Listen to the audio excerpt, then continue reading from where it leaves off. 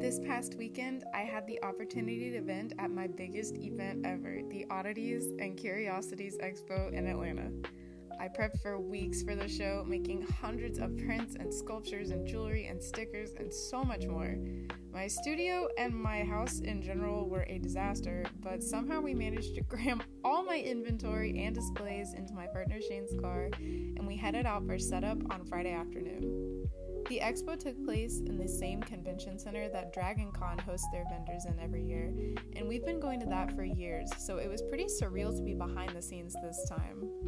We piled up my whole setup onto a cart in the loading bay of the building, and we took the freight elevators up to the third floor where my booth was. I was feeling pretty stressed out and nervous, and also a bit sleep deprived after working 12 to 14 hour days for a couple weeks. I was also changing out my usual booth display to make room for all my different pieces, so it was a little chaotic, but we got most of my booth set up, met our super sweet booth neighbors, and then we had to head out at closing time so that I could finish up the rest of my prep at home. I woke up early on Saturday to put some finishing touches on sculpture jars and got the rest of my booth set up before the expo started at 10. I am so proud of how my booth turned out. I ended up moving a couple displays around as I saw things that needed to be more visible or switch spots, but overall, I think this setup is going to work really well for future shows, and I got so many sweet compliments on it. Relieved that everything was finally set up for the weekend, I got my card reader and order packing cart ready to go, and people started arriving right as the doors opened. We had a slow start in the morning since we were up on the third floor, but throughout the day it got much busier, and my partner helped cover for me as I needed breaks. Before we knew it, Saturday was over, and my sweet friend Lisa came to help us close up for the day.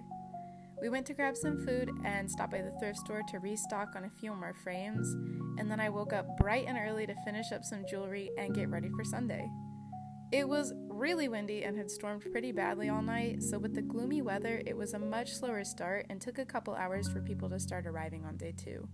But a ton of my sweet friends came by throughout the day to say hi, which absolutely made my day. And at 4 o'clock, the expo ended for the weekend, and it was time to break down and pack up my booth. I was still running on minimal sleep and had a pretty gnarly headache, but we got everything packed up, had a lovely chat with our neighbors, and then went to grab the car from the parking deck. After about an hour in the loading dock line, we were able to bring a cart upstairs. I was one of the last ones still packing up in the very eerily empty hall. Finally, we headed home to get some dinner, unpack everything, and of course, catch up on some missed cuddles with Sandy.